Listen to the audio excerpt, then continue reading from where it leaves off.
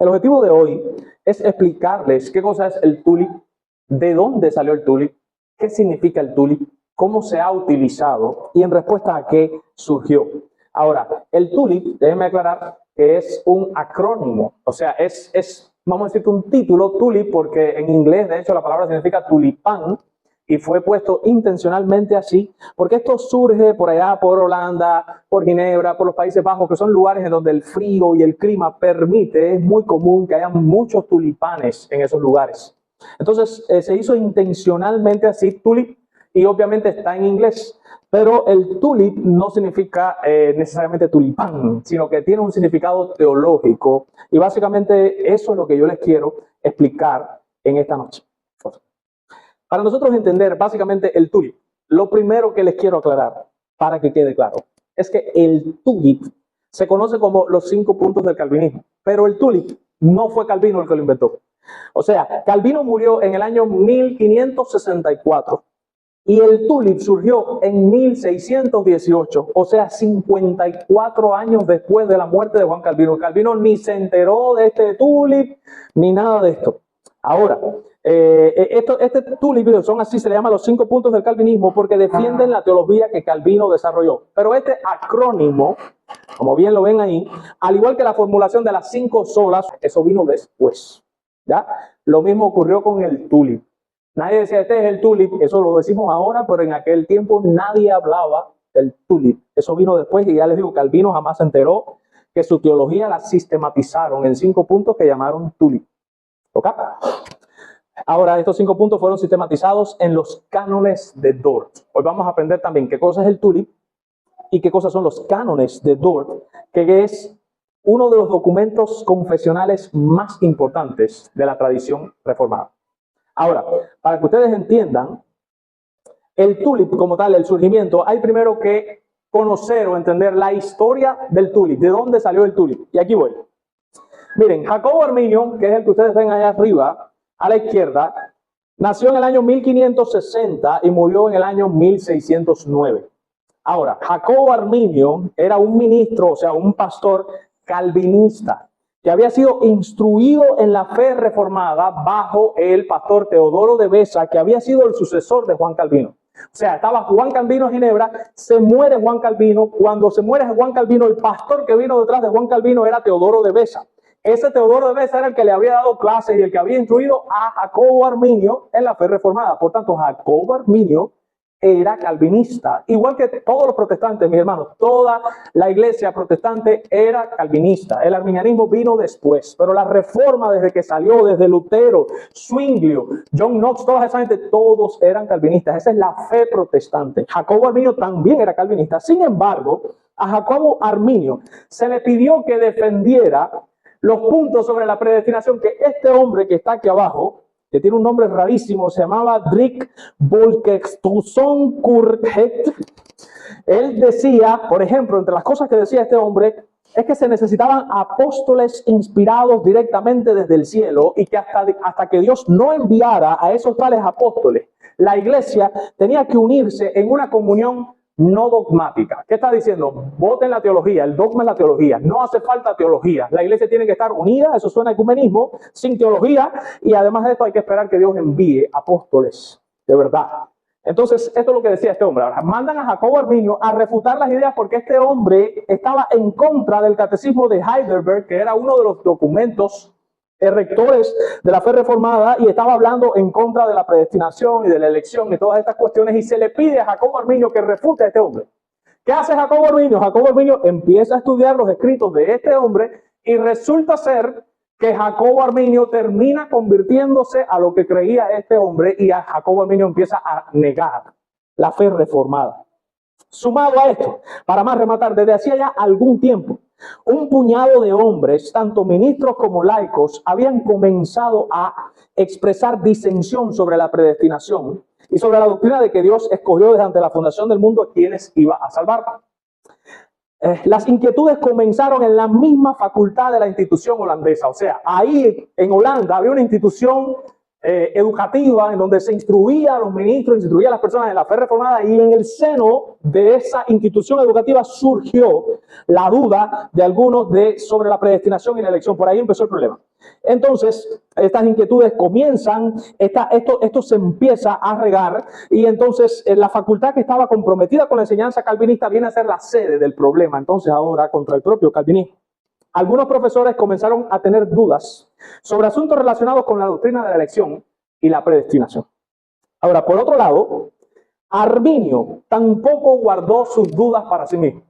¿Qué hizo Arminio? Bueno, Arminio empezó a manifestar en su iglesia todas las dudas y las inquietudes que tenía, a tal punto que Arminio hace una serie de romanos que dice aquí que levantó las cejas de algunos reformados. Dice, más tarde, un profesor de la Universidad de Leiden, que se llamaba Francisco Gomarus, estimó que la teología de Arminio era lo suficientemente torcida como para oponerse con vigor a ella. Y entonces este hombre empieza a atacar la teología de Arminio. O sea, ya hay dentro de la facultad dos profesores, dos maestros, dos teólogos que ya están encontrados.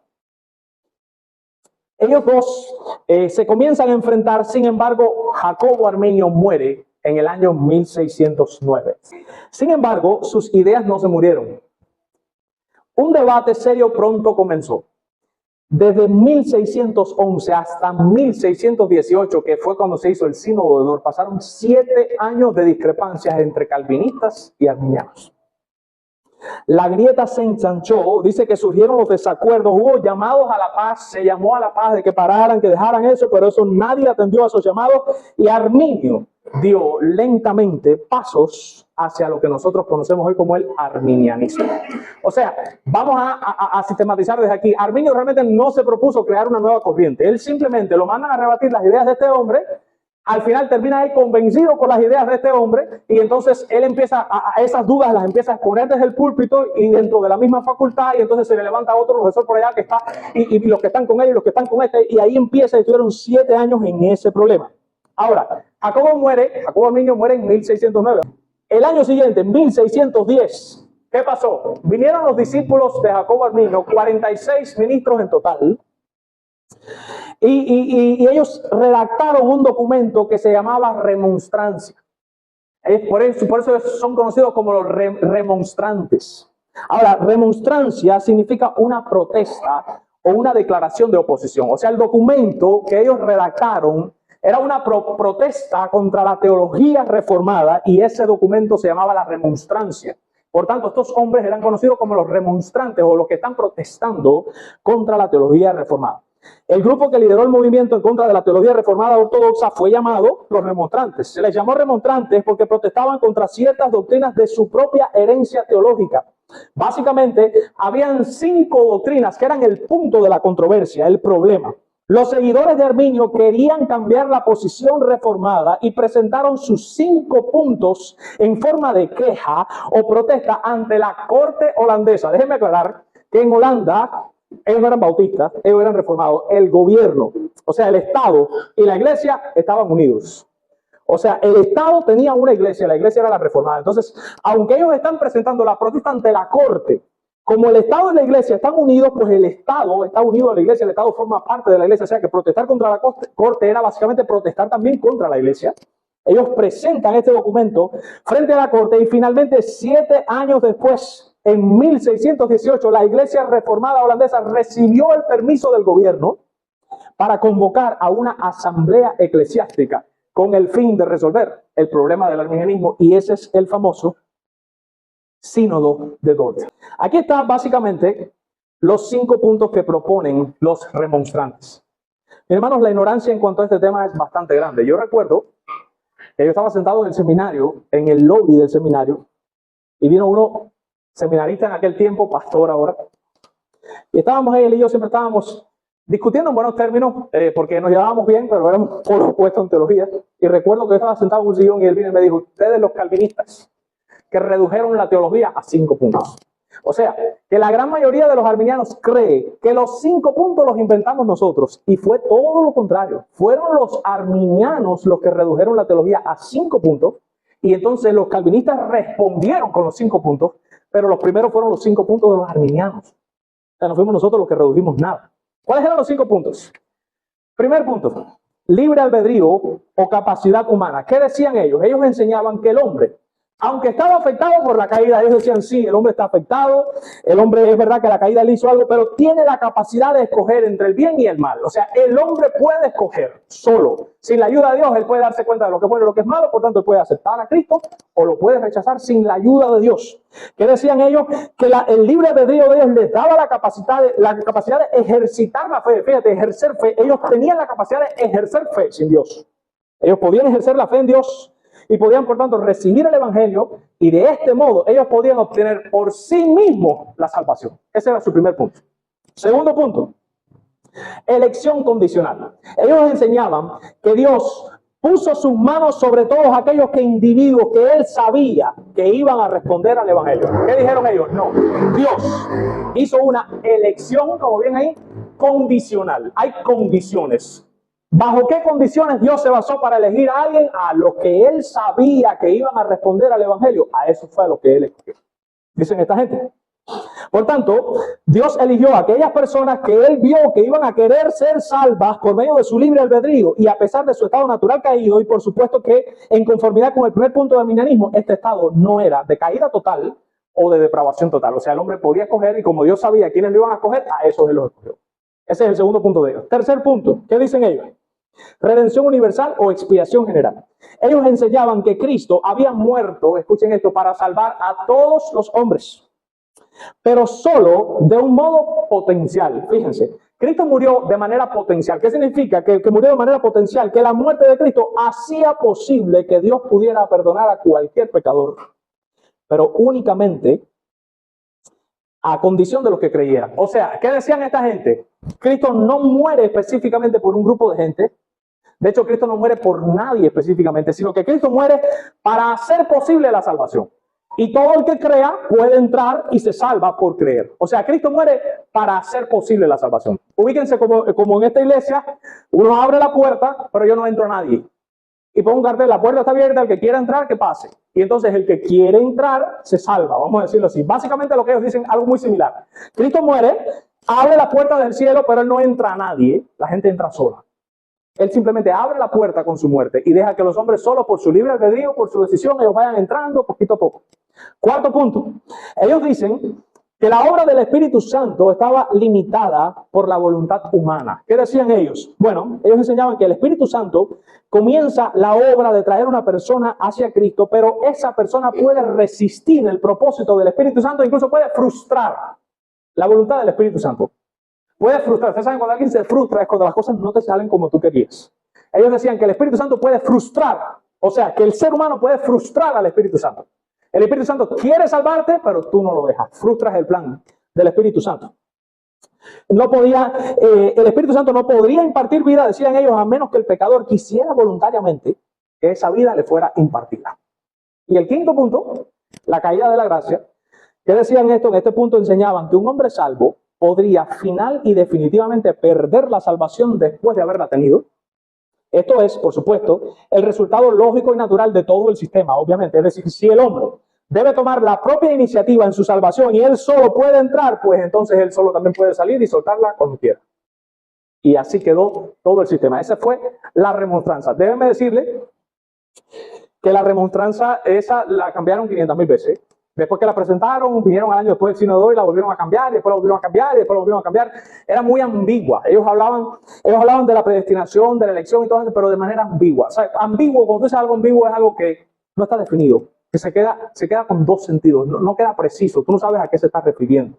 Entonces quedaba muy ambiguo, muy por arriba, muy general, y no se entendía bien lo que ellos estaban intentando decir. Ahora, una vez que fueron presentados los 5 puntos del arminianismo ante el Estado, se convocó a un sínodo nacional, y aquí, de la iglesia para reunirse en Dort. Dort es una ciudad. Con el objetivo de examinar las enseñanzas de Arminio a la luz de las Escrituras. Por eso, el 13 de noviembre de 1618, más de 80 delegados de todos los Países Bajos, incluyendo Gran Bretaña, Suiza y Alemania, se reunieron en la ciudad de Dort para realizar un sínodo. ¿Qué cosa es un sínodo? Un concilio de obispos. ¿Recuerdan el concilio de Jerusalén? Se reúnen los pastores para tomar decisiones teológicas. Eso es un sínodo. Hay 80 pastores ahí de varios países. Todos están ahí reunidos para ver esta remontranza que presentaron ante el gobierno, si tiene razón o no. Fíjense que ellos no vienen con la intención de cortarle la cabeza. Ustedes saben que los arminianos siempre nos quieren cortar la cabeza a nosotros, pero cuando es al revés, nosotros como que le da a ver, muéstrenos su punto y queremos ver si tienen razón o no. Bueno, ellos no vienen con esa intención de chapearlo, no. Ellos simplemente dicen, bueno, ellos tienen esta duda, vamos a analizar a la luz de la Escritura esa duda que ellos tienen. Y entonces, ese sínodo de Dort duró hasta el 29 de mayo de 1619, o sea que duró 7 meses el sínodo. El sínodo tuvo 154 sesiones. ¿Usted sabe lo que es 154 sesiones? Cada sesión puede ser un día entero de sesión, que eso ahí deliberando, mirando los textos, 154 sesiones. O sea, esto no fue que ellos llegaron, leyeron el documento, dijeron, no, sí, que tú piensas, no estamos de acuerdo. No, 154 sesiones de debate en donde se les permitió a los remontantes exponer su punto y a los otros exponer su punto, de analizar lo que está diciendo y lo que está diciendo otro, y contrastar y tirar la Biblia, que dice aquí 154 sesiones deliberativas. Durante un periodo de 7 meses en los que se les permitió a los remontantes exponer su postura doctrinal ante todos los eruditos que estaban ahí congregados. Sin embargo, tanto Arminio como los remonstrantes eran conocidos por usar un lenguaje vago y ambiguo. Podían hablar de elección, de expiación, de depravación, de gracia, de perseverancia, pero a menudo parecía que usaban como un diccionario diferente. A los ojos de los convocados, la conducta de los remonstrantes equivalía a una serie de evasiones que estaban evadiendo. Igualito que un testigo de Jehová que tú le haces una pregunta y cuando no se sabe la respuesta te brinca para otro tema. Eso empezó a pasar. Ellos empiezan a evadir los temas y empiezan brinca porque no pueden responder. Brinca, y llega a un punto en que ya en enero el presidente del sínodo, que se llamaba Juan Borgeman, que era el presidente del sínodo, se cansó de la ambivalencia y de la incoherencia de los remonstrantes y les pronunció un fuerte rechazo diciéndoles textualmente: han sido tratados con toda gentileza, amabilidad, tolerancia, paciencia y sencillez. Váyanse como vinieron. Empezaron con mentiras y terminaron con ellas. Están llenos de fraude y de engaño. Y los sacan en enero.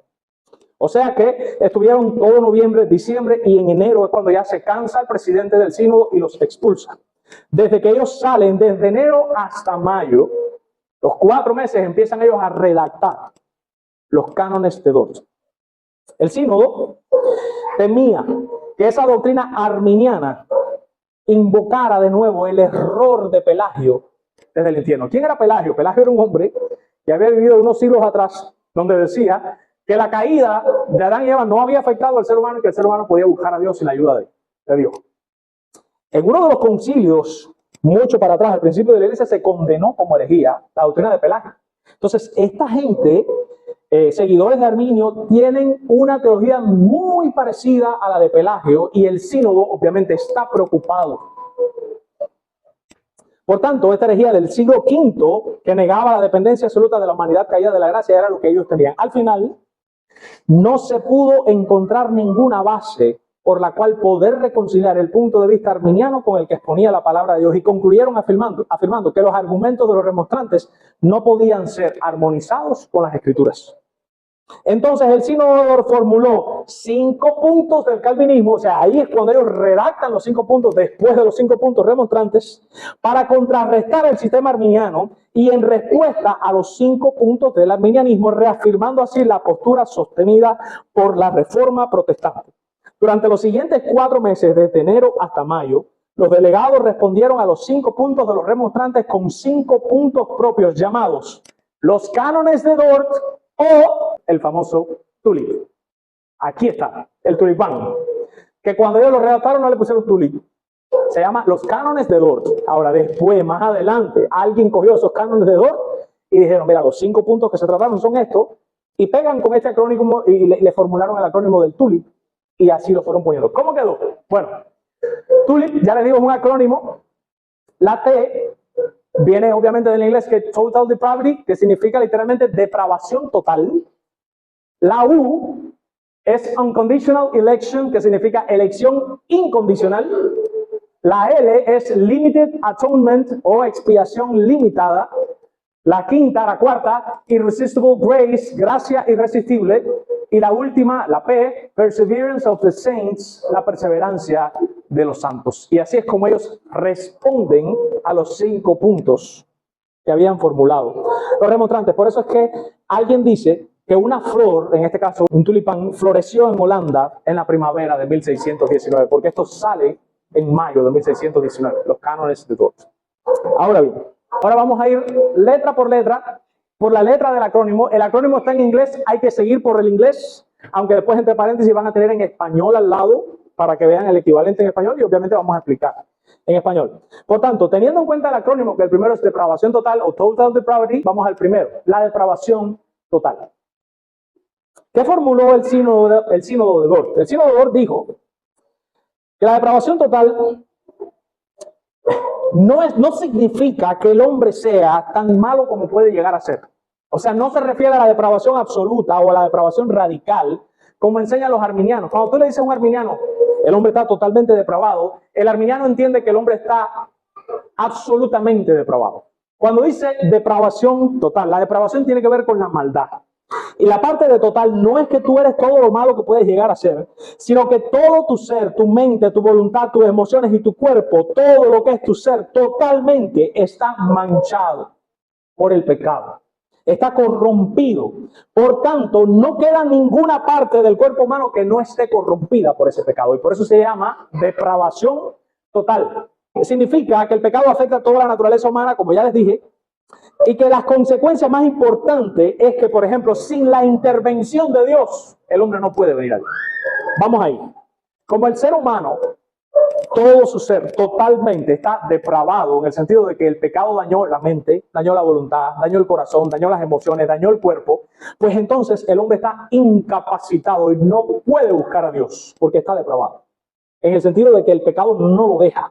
De hecho, algunos hablan de esto como que la puerta, el camino o la dirección en ese movimiento está bloqueada. El hombre no puede ir a Dios. Ahora, la pregunta lógica, para nosotros saber qué postura está más acertada, recuerden, voy a contrastarlo, la primera postura de los remonstrantes es que el hombre tiene libre albedrío y tiene la capacidad de ejercer la fe por sí solo y puede ir a Dios. Viene aquí de los cánones de Dort y dice, no, el hombre está totalmente depravado. El hombre no puede porque el pecado lo dañó de tal manera que él no puede correr a Dios si Dios no hace algo por él. Por tanto, podemos hacer algunas preguntas a algunos personajes de la Biblia y aquí los tienen aquí abajo su respuesta. Si nosotros le preguntáramos, Pablo, ¿tú consideras que el hombre puede ir a Dios? Pablo responde, no hay justo ni aún uno, no hay quien entienda, no hay quien busque a Dios. Y después vengo y le pregunto a Cristo, ¿tú consideras que el hombre es bueno o que nosotros los creyentes somos malos? Y Cristo responde, si vosotros siendo malos saben dar buenas dádivas a sus hijos. Y Cristo también responde, ninguno hay bueno, sino solo uno, Dios. Por tanto, la opinión que tenía Cristo de los seres humanos es que eran malos y que no eran buenos. Y la opinión que tiene Pablo es que no hay nadie que sea justo, no hay nadie que entienda los designios de Dios y que no hay quien busque a Dios por sí mismo. Por consecuente, o como consecuencia, podemos ver que el testimonio de las Escrituras se inclina a favor de los cánones de Dort y no a favor del documento de la remonstranza. Por la razón por la que este punto es importante, y escuchen esto, en el TULIP, el primer punto, la depravación total, es el único que tiene que ver con el ser humano. Todas las demás de ahí para abajo tienen que ver con Dios. Miren la segunda, elección incondicional, ¿quién elige? Dios. Expiación limitada, ¿quién expía? Dios. Gracia irresistible, ¿quién da la gracia? Dios. Perseverancia de los santos. ¿Quién hace perseverar a los santos? Dios. Sin embargo, la primera es la que tiene que ver. ¿Quién es el que está corrompido totalmente? Yo. Esto es un efecto dominó. Fíjense, si una persona logra entender por las Escrituras que el hombre está totalmente corrompido al punto tal que no puede buscar de Dios, lo lógico es que termine convirtiéndose en un calvinista. Porque lo que deriva los otros 4 puntos es que el hombre no puede buscar a Dios. Entonces, como el hombre no puede buscar a Dios, pues entonces Dios lo tiene que buscar a él, lo tiene que elegir incondicionalmente, sin condiciones, porque si pone una condición, el hombre no la puede cumplir porque está corrompido. Entonces lo tiene que elegir sin condiciones. Te elijo porque sí, porque te quise amar y punto, pero te elijo porque sabía que iba a creer, no te lo puedes creer, porque tú estás depravado hasta el punto que no puedes por ti mismo. Entonces Dios lo tiene que elegir, Dios tiene que pagar por él, porque él no puede pagar por él mismo ni puede obedecer la ley. Dios tiene que llamarlo, atraerlo hacia él, porque él solo no puede venir. O sea, Dios tiene que buscar la manera de que el hombre venga, termine viniendo a él, y le tiene que dar una gracia irresistible que ahí vamos a caer. Y por tanto, como él es corrupto y es inclinado al mal, si Dios no lo está cuidando todo el tiempo, él termina saliéndose. Entonces Dios lo tiene que cuidar hasta el final para que llegue hasta el final. Por tanto, todo parte desde el primer punto. Si tú consideras que el hombre es bueno, tú vas a caer en un arminianismo, un semipelagianismo y un pelagianismo. Si tú consideras que el hombre por naturaleza es malo, básicamente en esencia tú estarás inclinado a moverte hacia el calvinismo, lo que se llama calvinismo. La pregunta es, ¿cuál es el testimonio de las Escrituras? ¿Cuál es el testimonio? Yo creo que el testimonio es bien claro. Mis hermanos, miren, Pablo está siendo bien categórico y déjenme decirle que Pablo está citando un salmo, si mal no recuerdo, el Salmo 53. O sea que no solamente Pablo pensaba así, es que David también pensaba así. Pablo está diciendo que no hay quien busque a Dios. O sea, si Pablo estuviera vivo ahorita, se pregunta, Pablo, ¿alguien puede buscar a Dios? Y dice, pero tú no te has leído mi carta. Tú no has leído Romano, donde yo dije que no hay quien busque a Dios. Y vienes y le preguntas a Cristo, Cristo, los cristianos, no te estoy preguntando ni por los mundanos, los cristianos, ¿somos buenos o somos malos? ¿Qué dice Cristo? Si ustedes siendo malos saben dar buenas dádivas a sus hijos, ¿cuánto más vuestro Padre Celestial nos dará a ustedes? O sea, está hablando de hijos de Dios, que su Padre Celestial le da cosas buenas, que ellos le dan cosas buenas a los hijos, pero que ellos son malos. Si ustedes siendo malos saben dar buenas dádivas a vuestros hijos, ¿cuánto más vuestro Padre? Está hablando de los hijos de Dios. Y Jesús los describe como malos. Jesús también, en un momento le dijeron, maestro bueno, y Jesús le dijo, no hay ni uno solo bueno, sino solo Dios. Por tanto, obviamente, tanto Cristo como Pablo se inclinarían hacia los cánones de Dort. El segundo punto es la unconditional election, o la elección incondicional. Los cánones de Dort terminaron diciendo que Dios elige a los que va a salvar basado en su propia y soberana voluntad, en su beneplácito, en lo que él entendió, y no previó para nada de antemano que la persona iba a creer o no, y se lo iba a elegir o no. La elección no tiene condiciones en el ser humano, y es en ese sentido que es incondicional, y si la gracia fuera merecida, o sea, si yo digo que Dios me escogió porque Dios sabía que yo iba a creer, entonces yo me merecí eso, y ya no es gracia, porque la gracia es favor, inmerecido. Que Dios elija salvar a algunos cuando no lo merecen, o cuando merecen todo lo contrario, eso no es injusticia, eso es misericordia. Y volvemos de nuevo, le hacemos preguntas. Pablo, déjame hacerte una pregunta. Dios me eligió a mí porque Él sabía que yo iba a creer. Viene Pablo y me responde, bueno, Él nos escogió en Él antes de la fundación del mundo, para que fuésemos santos y sin manchas delante de Él, y en amor nos predestinó para ser adoptados como hijos suyos por medio de Jesucristo. Y mira, ya ahora está la respuesta, Él nos escogió en Él conforme al beneplácito de su voluntad. O sea, no es porque Él sabía, que no es porque Él quiso. Es lo que está diciendo Pablo. Y si por alguna casualidad pudiera ver a Cristo y le digo, Cristo, ven acá, yo fui el que te escogí a ti, ¿verdad? Cristo viene y me responde y me dice, no me elegisteis vosotros a mí, sino que yo os elegí a vosotros. Entonces, tanto Pablo como Cristo se volverían a inclinar por los cánones de Dort. Tercer punto, expiación limitada, o limited atonement. También se le llama expiación particular o redención particular. La pregunta es, cuando Cristo murió en la cruz, ¿murió por todos los seres humanos sin excepción? ¿O murió de forma particular por los que Dios había elegido? Esa es la pregunta que hay que responder aquí. Los cánones de Dort no usan el término expiación limitada, que quede claro. Cuando ustedes se lea el canon de Dort, los cánones de Dort no dicen expiación limitada en ningún momento. Ellos no es así como la nombran. Ellos prefieren llamar redención particular. Y tienen mucho cuidado de distinguir dos cosas. La muerte de Cristo es de valor infinito, suficiente para expiar los pecados de todo el mundo, pero su intención y su efecto específico es asegurar la salvación de los elegidos. Eso se llama el alcance por un lado y la aplicación por el otro. Si tú preguntas, ¿la muerte de Cristo es suficiente para salvar al mundo entero? La respuesta es sí. La muerte de Cristo fue tan grande, tan perfecta, tan bien hecha, que si Dios hubiese querido salvar al mundo entero por esa sola muerte, hubiese sido suficiente. Sobraba para salvar al mundo entero. Ahora la pregunta es, ese es el alcance. ¿La muerte de Cristo tiene la capacidad de poder salvar al mundo entero? Sí, tiene la capacidad. Ahora, ¿la muerte de Cristo fue para salvar al mundo entero? Y aquí es donde viene, no. Fue solamente limitada a un grupo en particular de personas. ¿Cómo lo sabemos? Bueno, pues nosotros le preguntamos a Cristo, Cristo, ¿por quién tú diste tus ovejas? Y Cristo responde, aquí yo doy mi vida por mis ovejas, dice en Juan 10:15. Yo soy el buen pastor y el buen pastor su vida da por las ovejas. Y vienes y le vuelves a preguntar a Cristo. Pero Cristo, a ver, tú diste tu vida en rescate ¿por quién? Y viene Cristo y dice, el Hijo del Hombre vino a dar su vida en rescate por muchos, no por todos. Le pregunto a Pablo porque no me quedé tranquilo y le digo, Pablo, ¿por quién dio Cristo su vida?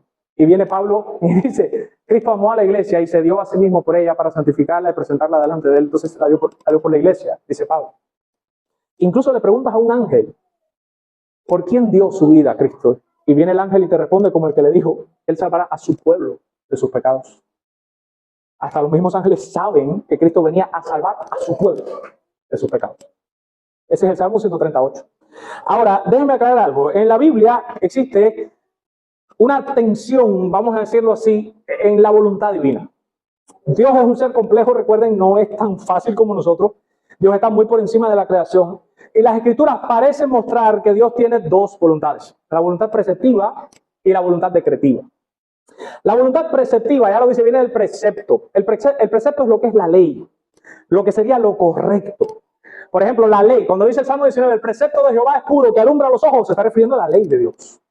Dios tiene una voluntad preceptiva, o sea, hay cosas que Dios entiende que así es como se deben hacer. Esto sería lo correcto. Y en su voluntad preceptiva, la Escritura enseña que Él quiere que todos los hombres procedan al arrepentimiento, dice la Escritura. No quiere que ninguno perezca, sino que todos procedan al arrepentimiento. Sin embargo, eso no ocurre. ¿Por qué? Porque la voluntad decretiva está por encima de la preceptiva. Y se lo voy a demostrar claramente con un solo ejemplo, que es suficiente.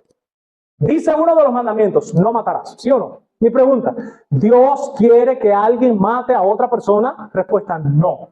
Segunda pregunta, ¿cómo nos salvó Dios del pecado? Respuesta, por medio de la muerte de su Hijo. Te hago otra pregunta, ¿Dios quería que su Hijo muriera en la cruz? ¿Sí o no? El plan de redención no fue fundado, no fue formado antes de la fundación del mundo. Claro que Dios quería, tenía que morir. De hecho, Cristo mismo dijo, el Hijo del Hombre va según está escrito de él. ¿Qué significa eso? Hay un destino puesto sobre mí y yo voy por ese destino. ¿Y cómo terminó Cristo? Muriendo. Padre, si es necesario, si tú pudieras, pasa de mí esta copa si tú quisieras, pero que no sea como yo, y el Padre no se la pasa. ¿Qué significa? ¿Qué cosa era pasar la copa? Pasar la copa es si existe alguna manera de que tú puedas salvar a la gente sin que yo tenga que morirme, mira, líbrame de esto. Y el Padre no lo libró. Vuelvo a preguntar, ¿Dios quería que asesinaran a su Hijo? Porque lo asesinaron. Asesinar es planear la muerte. Ellos planificaron la muerte de alguien. Desde Judas y todos los fariseos que lo llevaron y mintieron, hicieron de todo frente a Pilato, frente a Herodes. ¿Quería o no quería? Preceptivamente no quería, porque la Biblia dice no matarás. Obviamente Dios no se deleita en un quebrantamiento de la ley, pero decretivamente esa era su voluntad desde la fundación del mundo. ¿Sí o no? Entonces la voluntad decretiva se fue por arriba de la voluntad preceptiva. Por eso es que aunque Dios quiere que ninguno perezca, sino que todos procedan al arrepentimiento, no todos proceden al arrepentimiento, porque dice la Escritura en Tesalonicenses que no es de todos. Y la fe es un don de Dios. ¿Ok? Cuarto punto. Irresistible grace. Gracia irresistible. Algunos lo llaman y se oye mejor, porque la idea que se comunica en la teología es mejor con llamamiento eficaz. Dios te llama y de una manera eficaz. ¿Qué significa eficaz? Que cuando Él te llama, tú respondes. Sí o sí, tú vas a venir a Él si Él te llama. La gracia irresistible no significa que Dios por la fuerza llega y agarra a uno por el mollo y dice arriba que tú, no, que yo me quiero perder, déjame aquí, que yo quiero estar en el mundo. No, no es eso. Eso no es la gracia irresistible. No. Cuando Dios llama a una persona, Él mismo infunde un cambio interno donde regenera a la persona. Y la persona responde con toda libertad, con todo el deseo del mundo, porque fue transformada para que respondiera. Y es en ese sentido que la gracia es irresistible. Porque Dios la transforma a la persona cuando la llama. Ellos hablaban en los cánones de Dort de un llamado general. Dios hace un llamado general para todas las personas a través de la predicación del Evangelio. Eso se llama la libre oferta del Evangelio. ¿Hay que ofrecerle el Evangelio a todas las personas? La respuesta, sí. Sí hay que ofrecerle y hay que llamar. Dios ruega por medio de nosotros a que se arrepientan la gente y vayan a Dios. Ese es el llamamiento general. Pero hay un llamamiento eficaz que nada más opera en los creyentes. Que cuando Dios los llama, el creyente responde y sigue al que lo llamó. Y volvemos de nuevo. Ven acá a Cristo. Es una pregunta de Cristo. ¿Quiénes son los que vienen a ti, Cristo? Y viene Cristo y me responde, todo el que el Padre me da vendrá a mí. Y el que viene a mí, yo no le echo fuera. Yo le digo, pero ven acá a Cristo. Nadie puede venir solo sin la ayuda del Padre. Y me responde Cristo, no, ninguno puede venir a mí sin que el Padre que me envió no lo trajera. Entonces es claro y es evidente que Cristo también se incluye en ese pensamiento que está de acuerdo con los cánones de Dort. Mi hermano, vamos a la Biblia un segundo, es el único texto que les voy a mandar a buscar. Vamos a ir a Mateo capítulo 11, versículo 27. Sujel Michelin llama a este versículo el circuito cerrado. Ya les he hablado de esto aquí. El circuito cerrado, porque dice Cristo, todas las cosas me fueron entregadas por mi Padre y nadie conoce al Hijo sino al Padre, ni al Padre conoce a alguno sino al Hijo. Miren aquí, ubíquense. Está el Padre aquí y está el Hijo aquí. Imagínense dos círculos aquí. Este es el Padre y este es el Hijo. ¿Qué dice? Este es el Padre y este es el Hijo. Dice, nadie conoce al Padre sino al Hijo. O sea, el Hijo conoce al Padre. Y dice, y nadie conoce al Hijo sino al Padre. Y el Padre conoce al Hijo. Vuelve de nuevo. El Hijo conoce al Padre, el Padre conoce al Hijo. El Hijo conoce al Padre, el Hijo. Por eso se llama el circuito cerrado. Es el Hijo el que conoce al Padre y es el Padre el que conoce al Hijo. Ahora, ¿cómo se llega a conocer al Padre? Porque nadie lo conoce excepto Cristo. Y nadie conoce a Cristo excepto el Padre. Y por eso Jesús responde en el versículo 27. ¿Y cómo puedo conocer al Padre? Responde Cristo, y aquel a quien el Hijo lo quiera revelar. O sea, de acuerdo a las palabras de Cristo, si yo quiero conocer al Padre que está aquí, está en la bola, el Hijo es el único que lo conoce. Y el Padre conoce al Hijo. Para que yo entre al circuito cerrado, o sea, yo tendría que entrar en el circuito cerrado para conocer al Padre. Y por medio entonces después conocer al Hijo. Para yo entrar en ese circuito cerrado, ¿qué está diciendo Cristo? Te tienen que entrar. Responde el texto, ¿quién te tiene que entrar? El Hijo. Es Cristo el que entra a las personas al circuito cerrado. O sea que nadie puede llegar a conocer al Padre si Cristo no le revela al Padre a la persona. Por ti mismo no puedes. Y el último punto. El último punto es la perseverancia de los santos. Perseverance of the saints. ¿Qué decían los cánones de Dort? Quienes son verdaderamente salvos por Dios no perderán nunca su salvación. No porque sean perfectos, ni porque no vayan a fallar, sino porque Dios, que comenzó la buena obra, Él la terminará, como dice Filipenses 1:6. Lo que dice este punto es que la fe genuina, la que nace de la gracia eficaz de Dios, no perece. El que es verdaderamente de Cristo permanece. No es que el creyente se aferre a Dios por su propia fuerza, es que Dios lo sostiene a él constantemente. Déjenme aclarar, que no está ahí, pero yo lo tengo puesto aquí, que hay una táctica de manipulación que utilizan las personas manipuladoras, obviamente, para desacreditar el mensaje de alguien. O sea, cuando tú estás delante de una persona manipuladora y tú das un mensaje contra el cual él no puede, o sea, él no tiene forma de rebatirte eso, la táctica del manipulador no es que va a atacar el mensaje, es que va a atacar al mensajero, para que toda la atención se centre en el mensajero y se olviden de lo que él dijo. ¿Ya?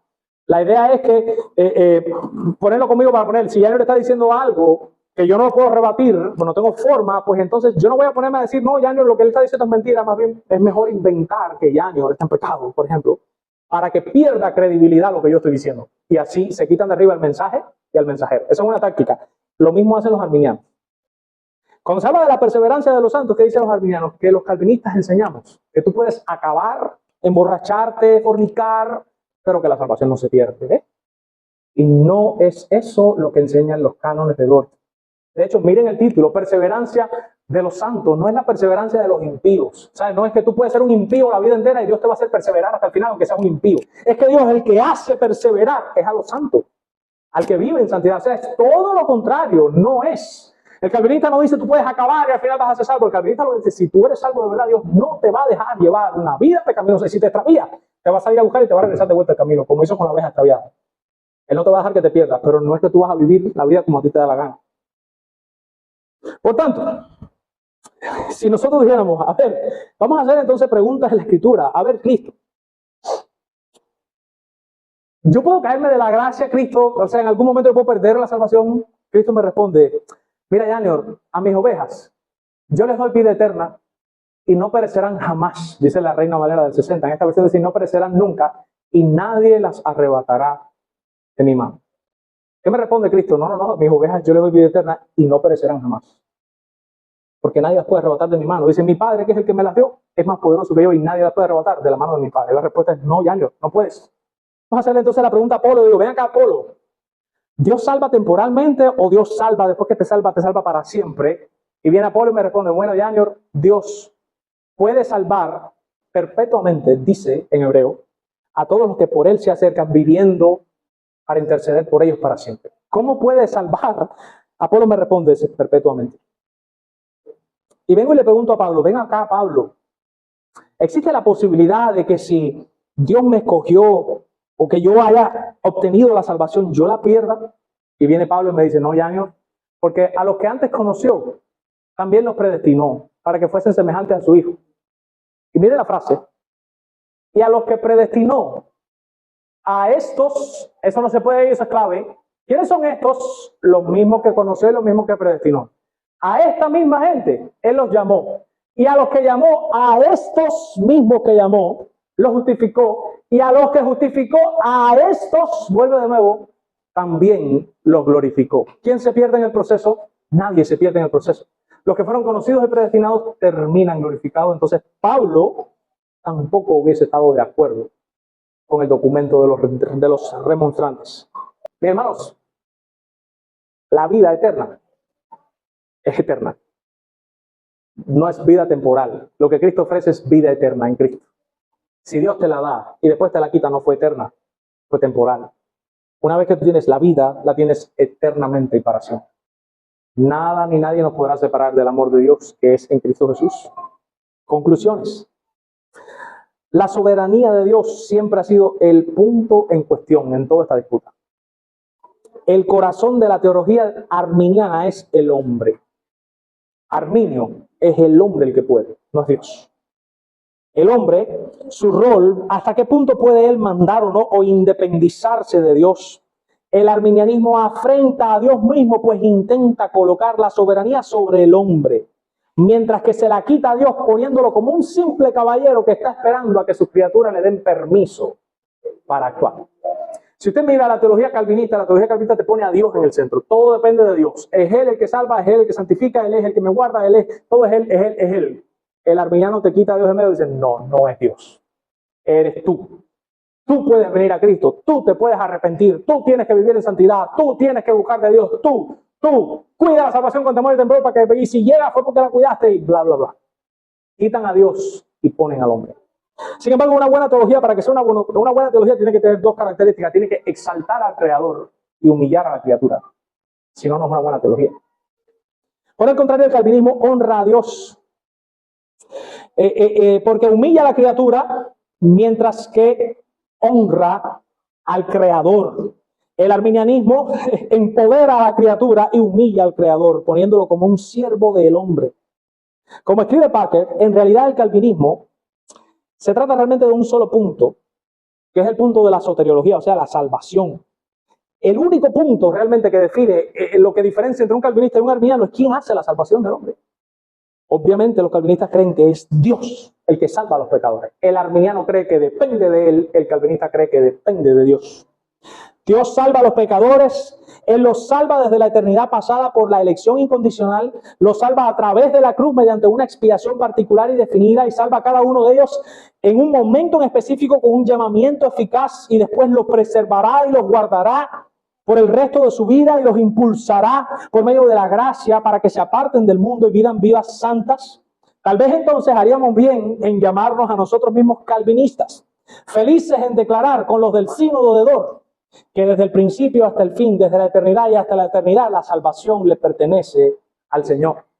Si resumimos de qué se tratan los 5 puntos en pocas palabras, tendríamos que decir que el corazón de los 5 puntos es la doctrina de la soberanía absoluta de Dios en la obra de la salvación, que es únicamente por gracia, y que estos puntos de los cánones de Dort obviamente están en mayor armonía que la desviación pelagiana que hace el arminianismo de la doctrina de la salvación. Fin.